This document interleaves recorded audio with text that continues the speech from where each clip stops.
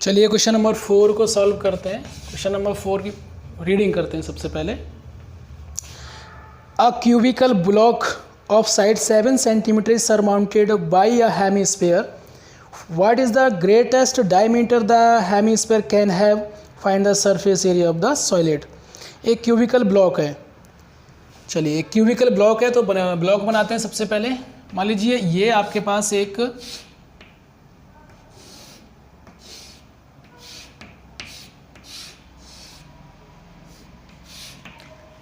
Cubicle block है। Clear?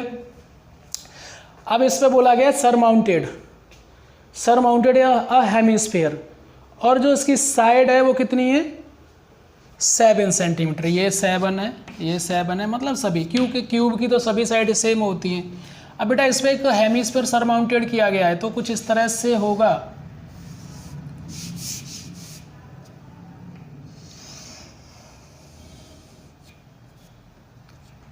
कुछ इस तरह से होगा, ठीक है ना। अब देखो सुनो, जब इस पे एक हेमीस्फीयर सरमाउंटेड किया जाएगा तो आप ये समझिए कि जो ये इसका जो पार्ट है ये वाला, क्लियर? अगर मैं इसको ऐसे कर दूं, मान लेते हैं, अब आप समझ रहे होंगे, इस तरह समझ में आएगा। तो आपने क्या देखा कि मेरे पास इसकी, आप देखो जो इसकी साइड होगी वही इसका डायमीटर हो जाएगा हेमीस्फीयर का। पहली बात समझ में आ गई? ठीक है। अब इन्होंने कहा कि इसका आप ना टोटल, मतलब इसका सरफेस एरिया फाइंड करो। जो भी सॉलिड बना उसका find the surface area find करना है आपको ऑफ द सॉलिड। तो आप ये समझो पहले, जैसे ये मान लो ये कुछ इस तरह से मैं रखूंगा इसके ऊपर,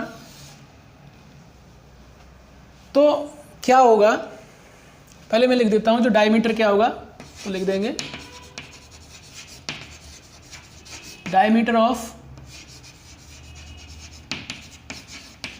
हेमीस्फीयर 7 सेंटीमीटर। पूछा गया था, इसमें कहा गया था कि what is the greatest diameter of the hemisphere can have, तो 7 होगा। हमें पहला आंसर मिला, ठीक है ना।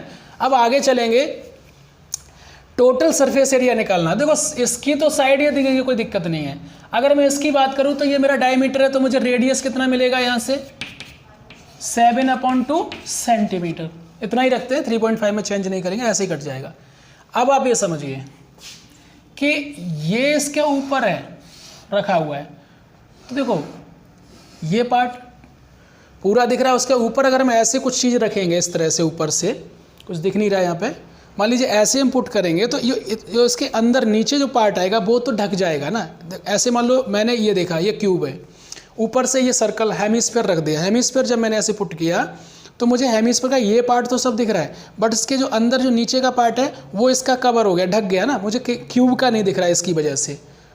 तो अब इसका सरफेस एरिया हमें बताना है, तो क्या करेंगे? लिखेंगे सरफेस एरिया ऑफ सॉलिड। तो सॉलिड का सरफेस एरिया यहां से फाइंड करते हैं, क्या होगा? देखो TS से total surface area of cube plus, sorry अब सुनो, total surface area of cube, मैं दोबारा आपके लिए क्यूब बनाता हूं।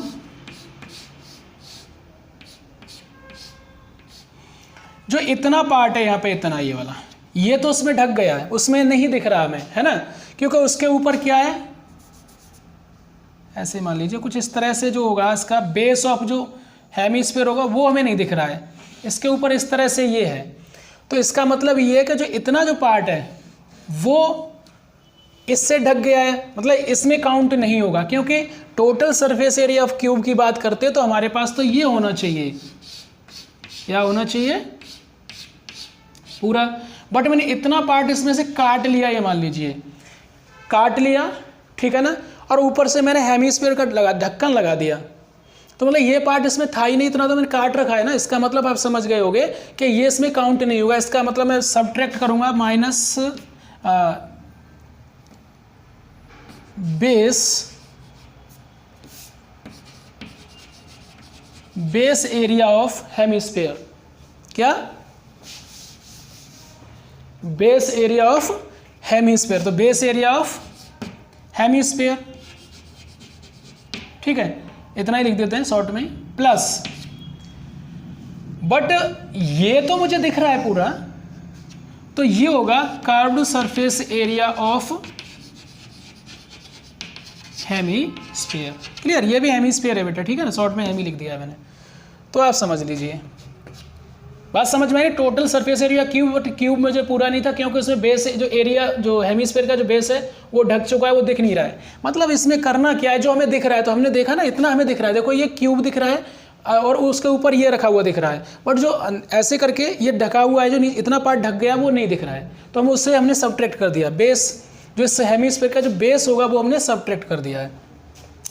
तो ये तो होता है total surface area of cube, मतलब ए स्क्वायर माइनस ये पाई आर स्क्वायर प्लस, और ये होता है 2 पाई आर स्क्वायर। अब जरा चेक करना, 6a स्क्वायर, और ये हो जाएगा आपके पास प्लस पाई आर स्क्वायर। बात समझ में आ गई? 2 पाई आर स्क्वायर प्लस का था, उसमें से 1 पाई आर माइनस करेंगे स्क्वायर, तो हमारे पास पाई आर स्क्वायर बचेगा। अब इसमें कुछ नहीं हो सकता, तो हम क्या करेंगे, वैल्यू पुट करेंगे। 6 × 7 का स्क्वायर प्लस 22/7 मल्टीप्लाई आर मेरे पास कितना है 7/2, तो 7/2 7/2 स्क्वायर है तो 2 टाइम लिखेंगे, 7 से एक 7 कैंसिल, इससे ये 11 टाइम, और तो कुछ दिख नहीं रहा अभी। चलिए इधर लिख देते हैं। अब मेरे पास 6 × 7 का स्क्वायर 49 प्लस इधर क्या बचा 11 मल्टीप्लाई और क्या बचा 7 × 2, तो आप मल्टीप्लाई कर दो 11 7 जा 77/2 बच गया मेरे पास। इन दोनों का मल्टीप्लाई करेंगे तो कितना होगा 6 9 जा 54 4 कैरी 6 4 जा 24 एंड कैरी कितना था 5 24 और 29 प्लस 77/2। अब मैं ऊपर रफ कर देता हूँ, है ना, इधर रफ कर देते हैं, इधर लिखते हैं।